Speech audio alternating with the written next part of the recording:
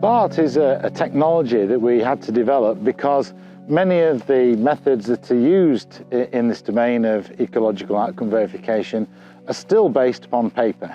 Bart allows us to go into the field, allows the monitor to go into the field and frees them up to focus their attention on the patterns of the land that we're interested in and reliably capture the information both in text and data form, but also in photographs. It looks after all the organisation, all the sorting, and allows that information to be sat waiting on a computer desk somewhere now with the report from the data I gathered here a few moments ago.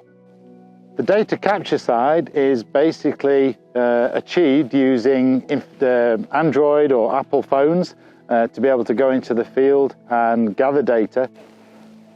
The components of the Bart system are basically components that allow us to build an end-to-end computer-based technology that allows us to gather data in the field, to be able to process, check and analyse that information and then report out. And that's as complicated as it is. It's a technology, it's a software platform that's designed to support the process that's a globally agreed process to support the ecological outcome verification methodology in any habitat on the planet. Reliability, efficiency, quality control. We can much better support the monitor in the field to make sure that the data is captured once, drawing upon the expertise of the monitor, and that data captured at a high quality means it can be reported out and analysed without any further intervention. We can work anywhere on the planet. It just means that for a device like this, if I'm in an urban area such as I am here, over the hill here is a city, I've got good mobile phone access, that means I can reliably achieve an accuracy of 1 metre. If I go into an area that does not have mobile phone signal, it means that the accuracy might slip to be between 1 and 2 metres. So it's just a slight loss in accuracy. It also means that if you don't have cell phone connection, it means the data transfer to the servers is delayed until I get back into a zone where the data can transfer over normal Wi-Fi or internet.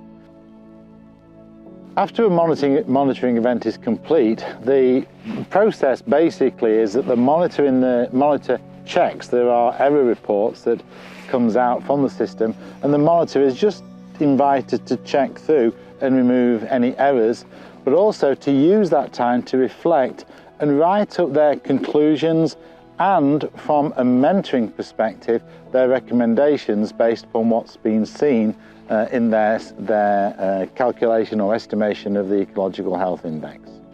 Once the monitor has completed that, the report gets processed by the system and is ready to go. And what we normally do, we try and give feedback to the farmer very quickly. So if the monitor's on site, we would normally expect the monitor to organise a visit either the next day or later on the same day and just take them through the initial data.